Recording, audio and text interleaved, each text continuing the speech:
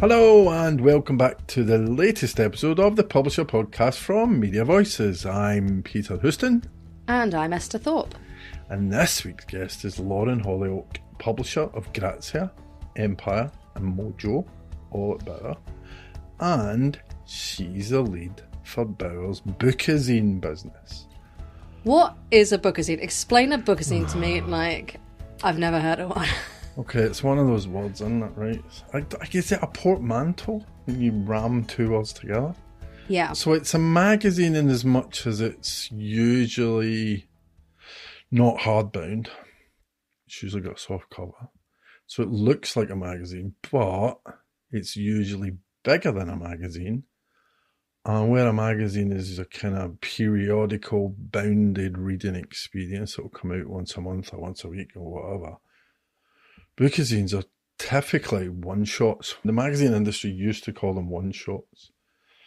But someone clever came up with the idea of bookazines. So they're not necessarily smaller than a magazine? No, they're usually a similar magazine format. You see them at the end of the counter in Tesco's. How to get the most of your air fryer and that kind of thing. So, I mean, people do bookazines on everything, including air fryers. But Bauer has a lot of specialist print titles. You know, as well as doing Empire, it does classic cars and golf, model railways, angling, birdwatching, all these really specialist titles. What's the category for them to go and make a bookazine rather than a magazine or in addition to the magazines? So the phrase that Lauren used was super serving. I guess super serving super fans, right? So if you're deeply, deeply into your classic cars and you want to know everything there is to know about the Jaguar or the MG, or I'm not a car guy, so I'm running out of brands to talk about. But if you're deeply into finding out about, you know, the subject that you care passionately about. You know, the first time I came across these was in music magazines where people would do everything you ever wanted to know about AC/DC or Metallica or Ozzy Osbourne or whatever. And, you know, more recently, I guess, everything you wanted to know about Taylor Swift or Harry Styles. And there's money in this, right? Wow, it's growth. It's not easy to find specific market data. But Colin did a deep dive on this a couple of years ago, and it was like $500 million worth of sales worldwide. And in the UK, the last numbers I saw was approaching £20 million. And it's got growth rates. So a lot of print magazine sales are not going the way we want them to go. But bookazines, depending on how you do them, is quite a profitable business. I mean, part of the issue with this is evergreen content. So you're basically raiding your archive for the best stuff you ever did. And you're packaging it up, sometimes with new photography, sometimes with new content completely. Lauren said that sometimes they do commission new content, occasionally they commission new photography. Because the whole thing is a premium experience, right? It's about making these things beautiful and collectible, that real ownership idea. Yeah, but I suppose for Lauren, it's been moving from this ad hoc publication of bookazines to like really formalising the process. Yeah, that was an interesting one. That's the whole point, that no one's only got one job anymore, right? And she said, well, why are we not, I guess, I can just see the picture. She's in this meeting and she says, why are we not doing more in bookazines? And someone says, oh, that's a great idea, Lauren, you can deal with that. So she's taken this on, even, you know, she herself says she's not a specialist in golf or classic cars or whatever. So it's all about the process, right? It's about standardising ways of working, the baseline P&Ls, all the things you need to think about to make sure that these things are profitable.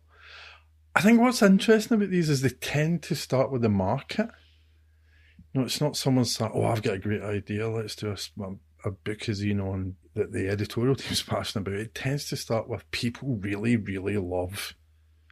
The Masters tournament was one of the things that we talked about. Or they really love a particular classic car, or, you know, whatever. And it's that demand that they're responding to. I mean, the editorial teams obviously come up with ideas.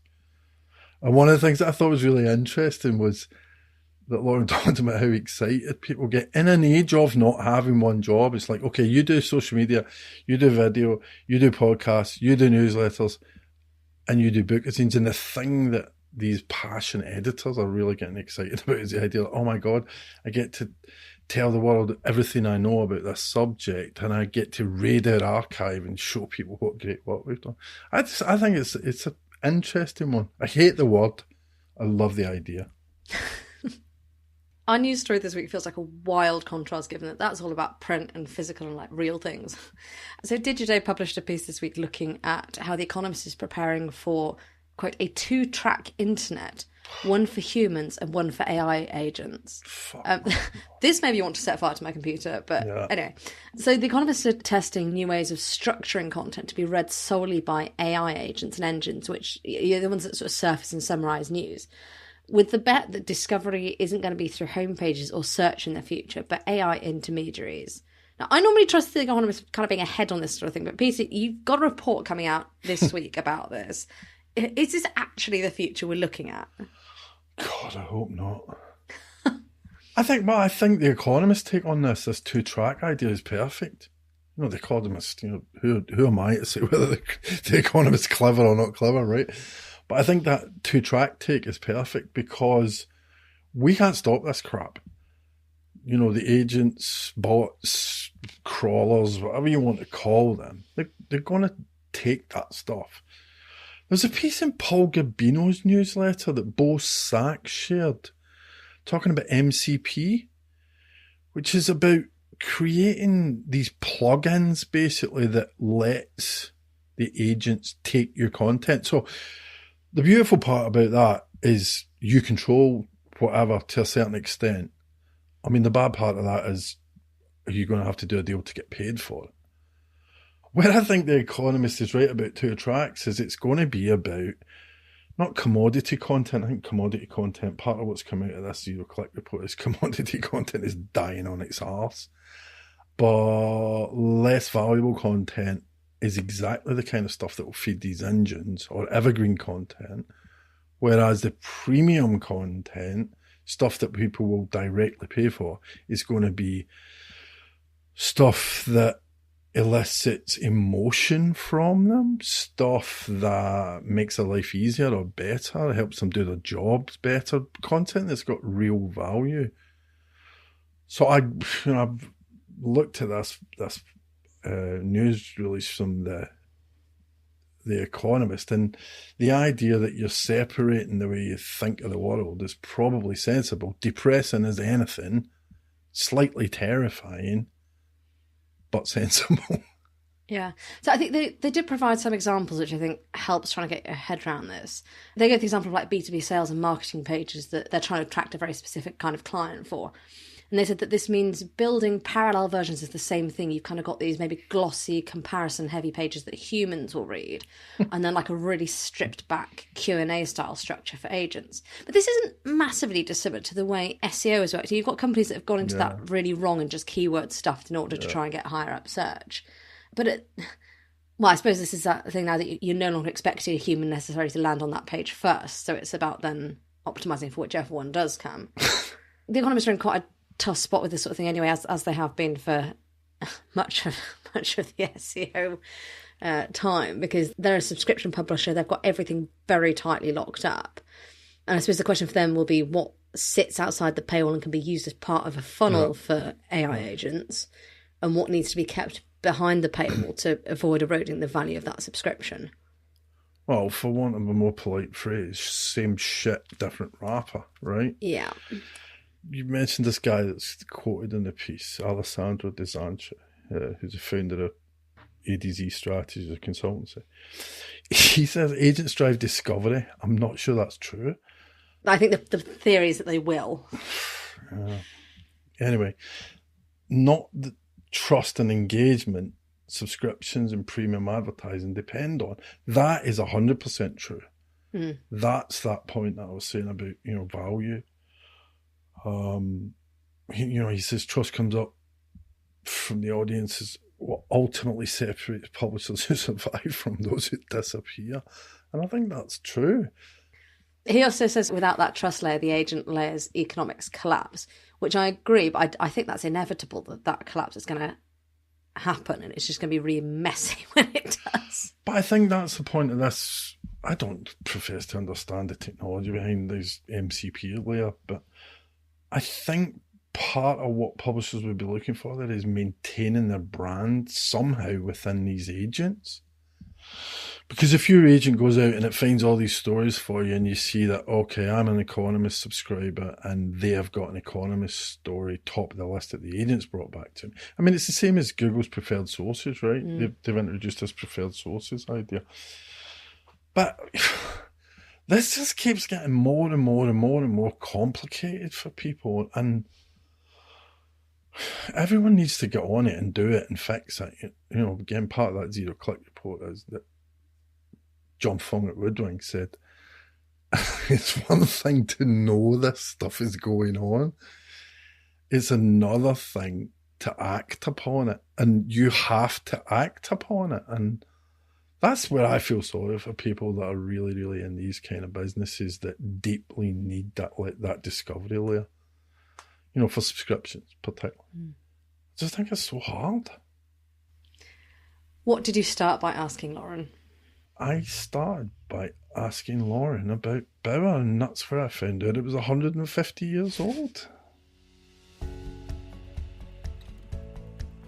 Bauer Media is an incredibly broad business now. It wasn't always. Its heritage is absolutely in publishing magazines, and the company celebrated its 150th birthday last year.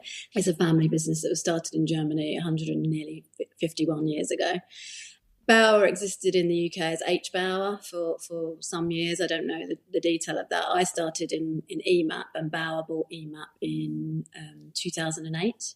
So at that point, Bauer became not only magazines and I think newspapers as well in some countries, but it became not just print publishing, but also entered the audio market. And now it's got radio stations and podcasts in 9 countries across Europe, I think. And then another layer was last year Bauer bought Clear Channel, so is also now operating in the outdoor market as well as publishing and audio. So it's an enormous sort of pan-European business, but it's an enormous business now in terms of the different channels that it operates within. But for the purposes of our conversation, Bauer has an enormous portfolio of magazine brands in the UK, including TV Choice, which is, I believe, the biggest magazine in the UK. We have a specialist business that's generally sort of based in Peterborough, and then we have the London business as well. I look after our premium and ENTS portfolio, which comprises Grazia, Empire and Mojo. So some really lovely brands. Iconic. Yes. I mean, I think obviously I would say that, but I think I've got the best ones, right? But certainly from where I'm coming at it, they're sort of long-standing, super premium, gorgeous brands that absolutely know their topic inside out. The teams are extraordinarily brilliant. So yeah, I think I'm the lucky one, really. But the publishing brands that I look after and across the board, exist across multiple channels, multiple mediums. In print, of course, that's, largely a big driver of the revenue, but increasingly digital and social. Certainly in the case of Grazia is a huge part of our business. And in Empire's case, as a very successful podcast as well. So you've got brands that are definitely way beyond their sort of print heritage, for sure. Yeah, absolutely. And some of those specialist brands, they are properly specialist, right? Like model trains and steam railways and classic cars. Absolutely. To be honest, that's definitely not my area of expertise. But we cover lots of different areas in the Peterborough portfolio. So I guess some of the main ones being golf, cars, lots of sports, fishing, outdoor. So yeah, we've got so much breadth across the portfolio, which I think is quite different to how Bauer looks in other countries. Actually, that's more unique to the UK because of that EMAP acquisition. Okay. So a lot of those titles have come from EMAP. Yes. Okay, so your role, I'll tell you how I came to this conversation. Yeah. We were talking, I think I was talking to Rebecca, PR, and Rebecca said, okay, we're launching this bookazine for the Masters Golf. This was a couple of months ago. Which I thought, great, that's really interesting. I'm interested in bookazines. It's a market that we've not talked that much about. And then she says, and Lauren will talk about it. And I'm like, well, isn't Lauren a publisher of Grazia, Mojo and Empire? Yeah. So tell me about your role. Tell me about the different hats you're wearing. Yeah, well, I guess, if we step back and say what my role is, the publishing role, because obviously Peter, but for some reason, what is a publisher? What do they do? Like, it's essentially, I think in other businesses, it would be called a general manager. Like in the beauty industry, I would compare my job to the general manager or an MD of a particular magazine brand. So ultimately, responsible for the business, running the P&L, ensuring it makes money, driving revenues and ensuring costs, I guess, are appropriate and managed efficiently across all our platforms. And I suppose from my side, an important part of that role is coming up with revenue generating ideas. That's the part of my job that I like and I think is important, never more so than now.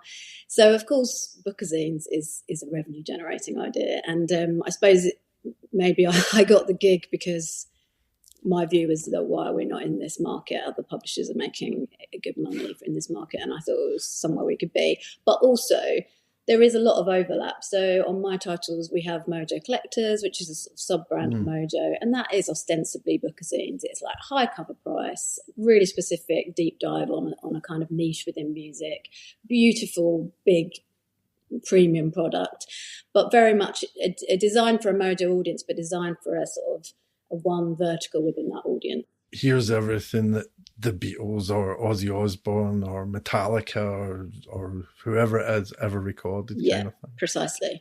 So we can kind of super serve that interest. And we know that we're not going to sell as many as Mojo does, but that's fine because it's doing a different job. And we have the same thing with Grazia. So now we're probably in the fourth year now, Grazia Casa, which is interiors, the Grazia's take on interiors. We had Grazia Beauty, which, is super serving beauty. And it's about super serving a segment of your audience with something really deep and do it really beautifully with premium production values.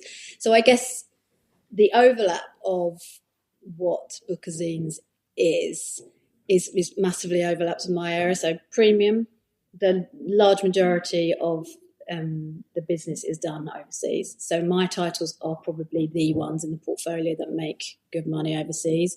There's probably a couple of others, but Mojo, for an example, is the biggest export title we do.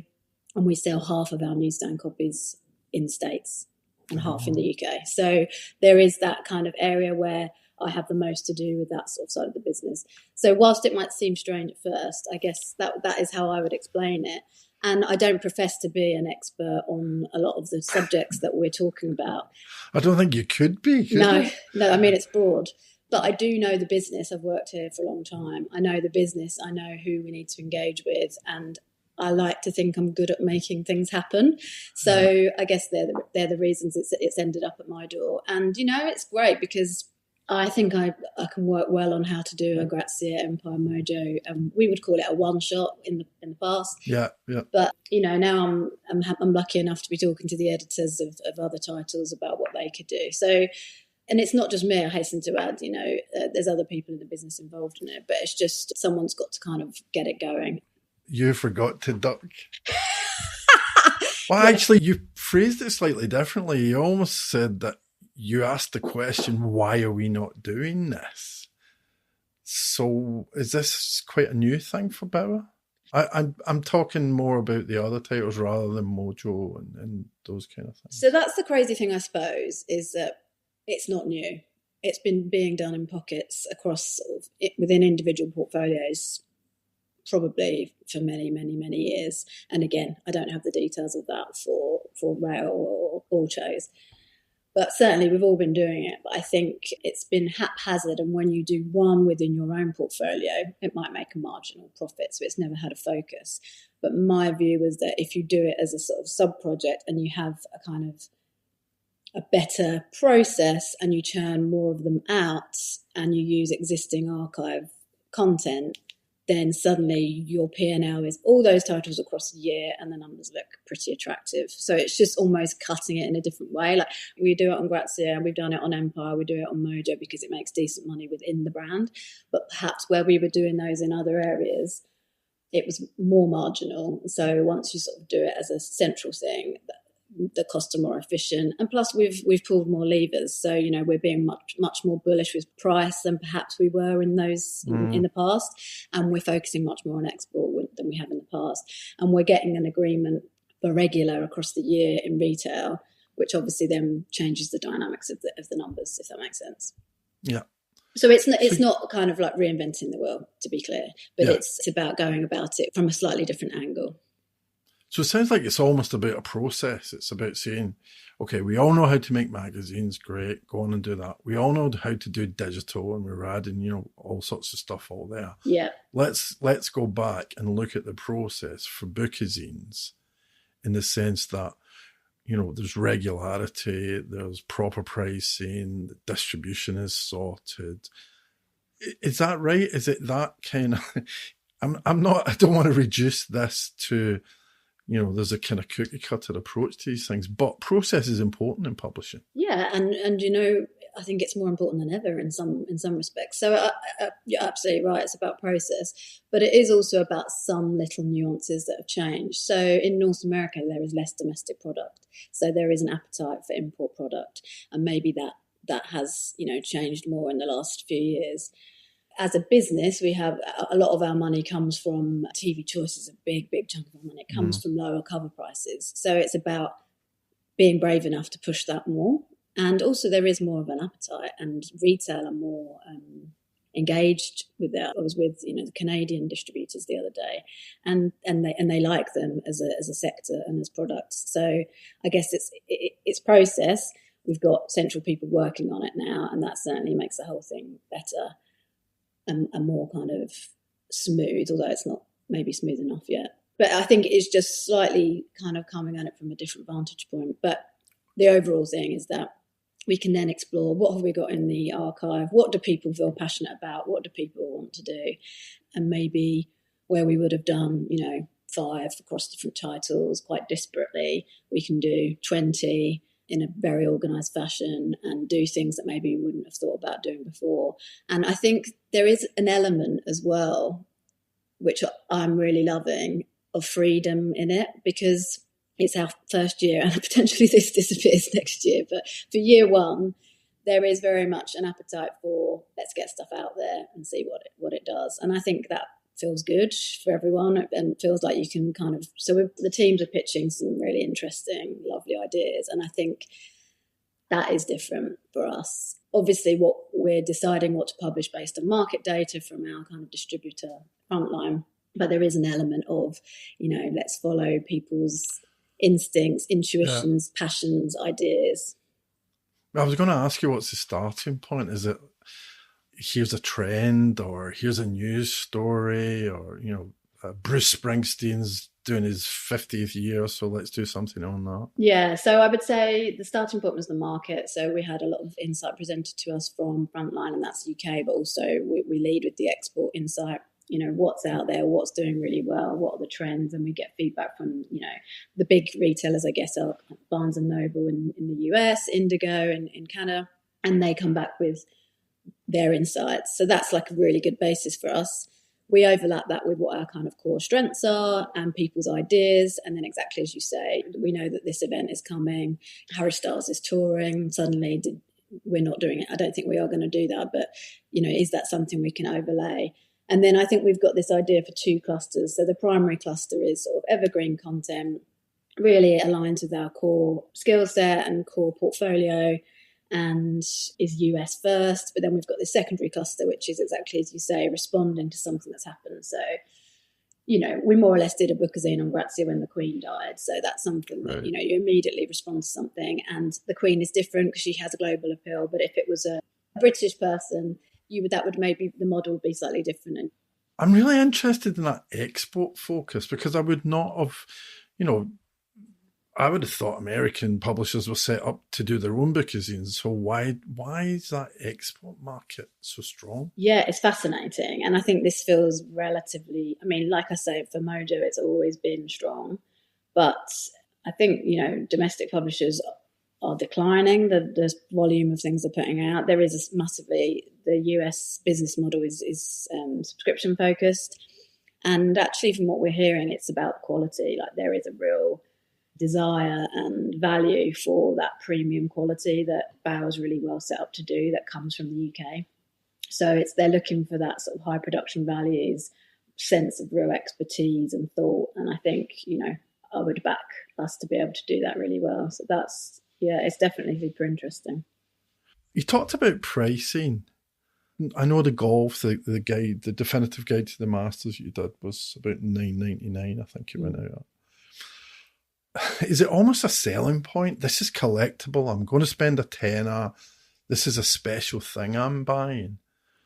Yeah, I think I'm kind of more confident in pushing price anyway, because I think that if you kind of go around the shops now and you're looking at what you get from a magazine versus what you're getting from some of the items that you're buying in your shop, probably there's a lot of publishers that still don't push price as much as they could, I guess. But $9.99 does position it more where books are at. It's called a bookazine. It's a premium product. It's 132 pages.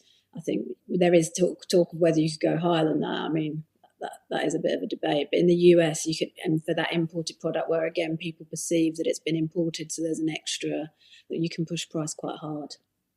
I love that, the premium angle on these things. So I'm thinking about the process. So you've got archive content. So the content side of things in terms of words is, I guess, reasonably straightforward as long as your archive's well organised. Yeah. But what about photography? Because that's a big part of premium print, is photography or illustrations or whatever. Do you spend more money on that, or is that stuff that's also in the archive? So again, this is where we do have like a guide P&L for these products, but it's really, really different by title. So some of them we own all the imagery that we did back in the day. It will be stuff that we've commissioned and stuff that the licensing has all been agreed, and so that's not an issue.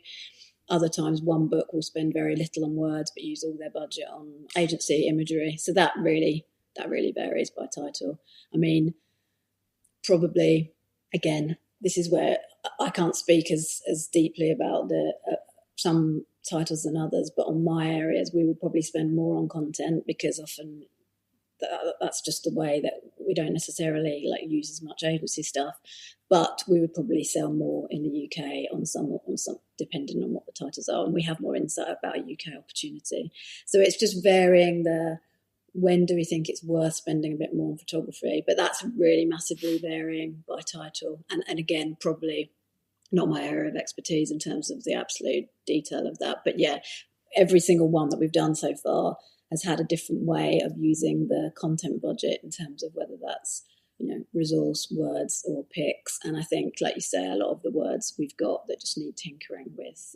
Do you ever do original content, reporting? Or? Yeah, and I think that we will do more of that as we start to learn what's doing well, because I think once we've got comfort that the numbers are as we hoped, which is we're starting to get, then I think then you can start to vary that actually that's worth spending a bit more on, because there's a UK opportunity far bigger than, because the UK numbers are only like a quarter at the moment. So if you feel like you can get more from the UK, then generally you're expanding the whole opportunity. So it's worth spending a bit more. And I think for us, like I say, because we were in this test and trial period, it is worth us trying different things and varying what we're spending.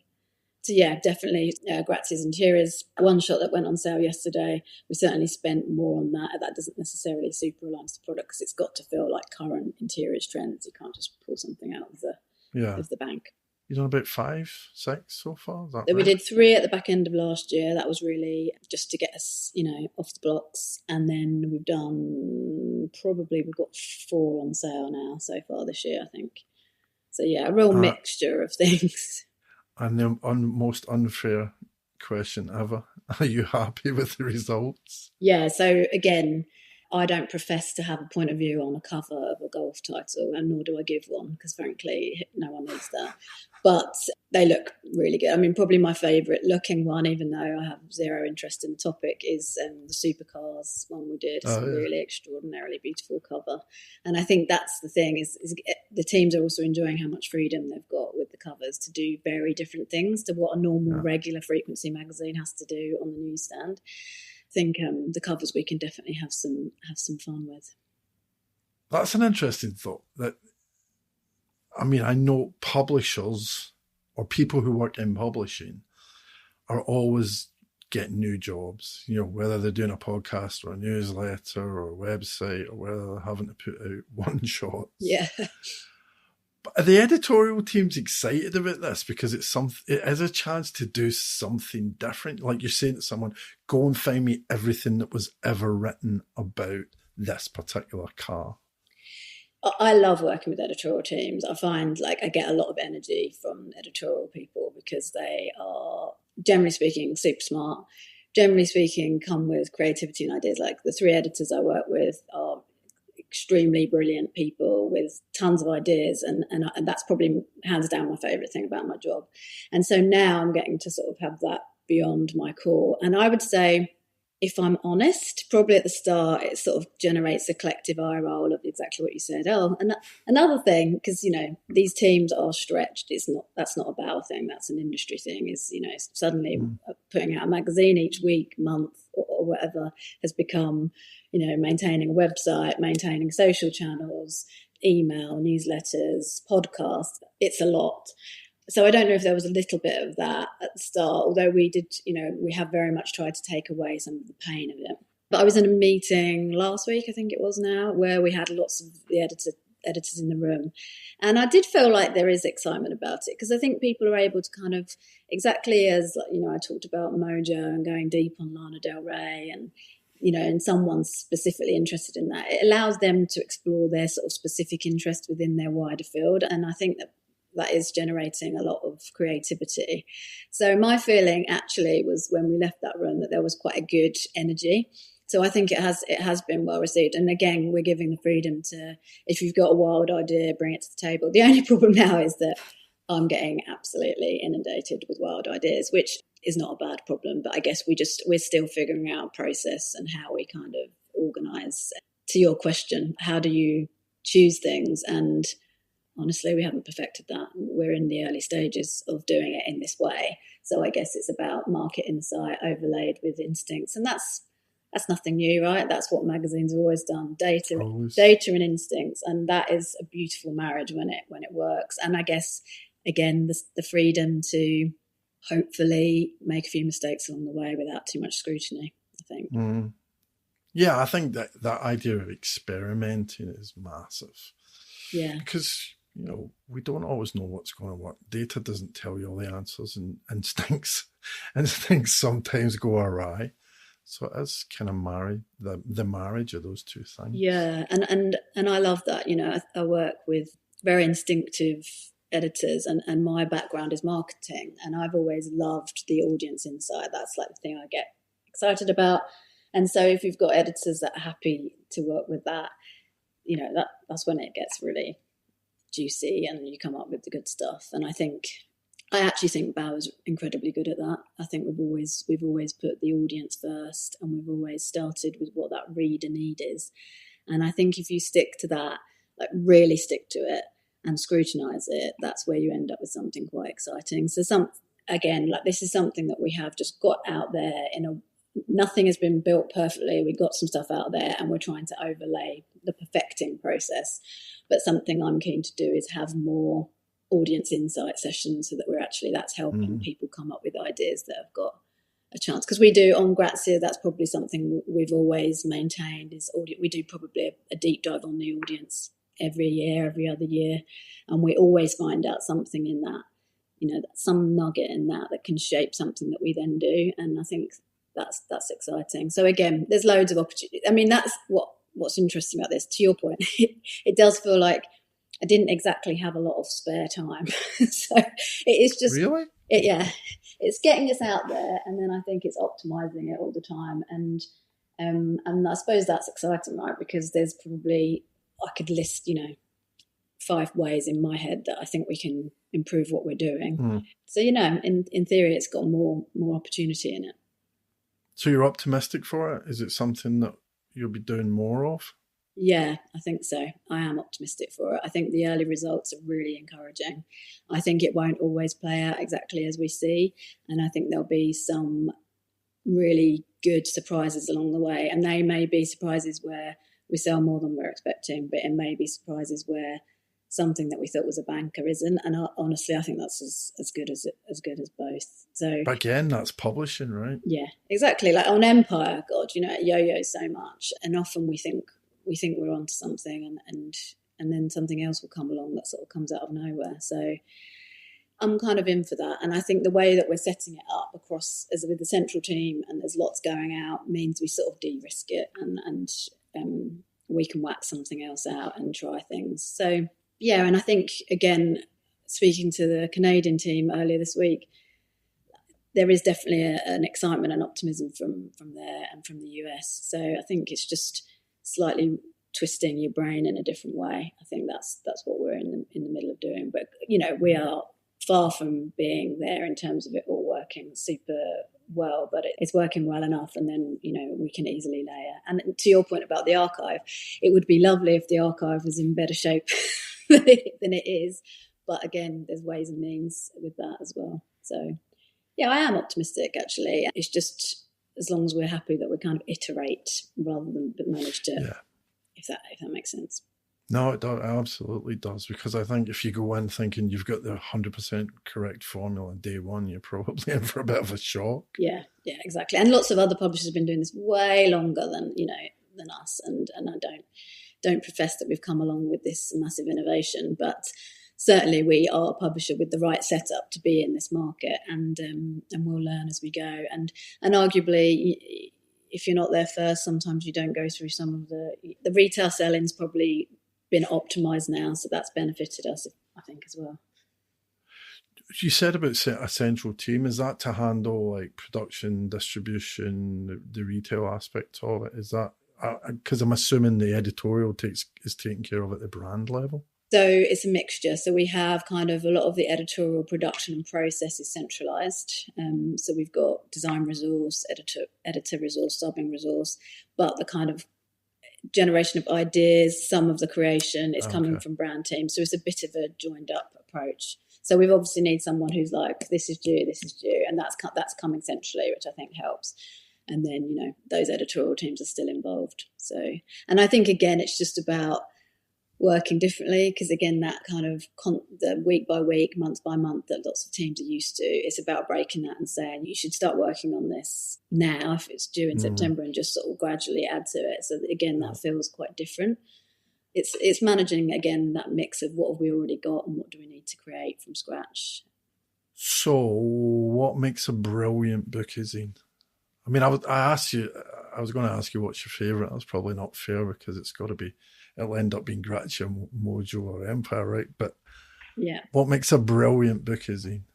I guess it's the things I've already said. It should absolutely understand what we talk about bookazines as super serving fandoms or dedicated hobbyists. So, Empire, Mojo, and a lot of the Peterborough titles are brilliant at this, but you have to talk on their level. So if that person is really interested in this kind of topic, you have to talk to it to a sort of really knowledgeable base. And I think it's understanding what the audience are looking for, so the depth of insight and the depth of knowledge, and the way you talk about it is going to be important, but it has to be presented as something that people want to keep on their coffee table, bookshelf. It has to look and feel, closer to a book and really luxy and beautiful.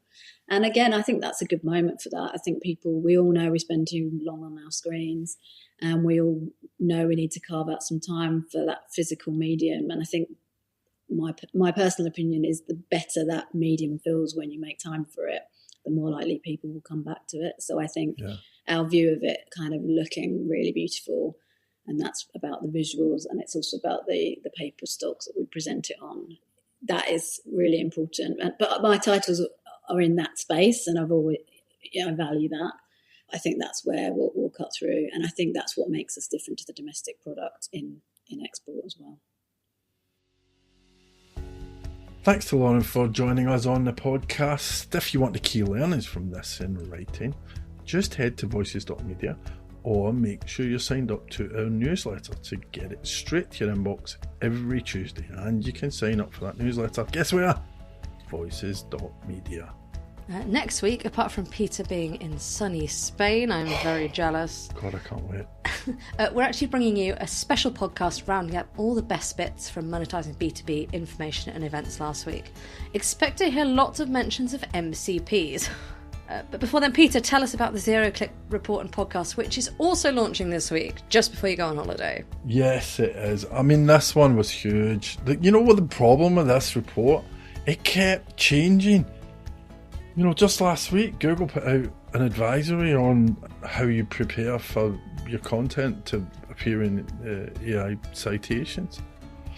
It was really interesting. It was a lot of fun talking to Clara Soteris, talking to Barry Adams, talking to John Hong at Woodwing, and revisiting what we did with Stuart Forrest and David Bottle on the masterclass. I think if you want to pre-register for the report, you can go to voices.media and there'll be a pre-registration page on the website. Otherwise, it should appear just above this episode in your feed on Thursday if you're following Media Voices on your podcast app of choice. I mean, the big spoiler is that Google Zero is not a thing. Zero Click absolutely is a thing, and you need to get your act together. But until next week, keep up with all things Media Voices by following us on LinkedIn and subscribing to the publisher newsletter over on voices.media. Goodbye. Bye.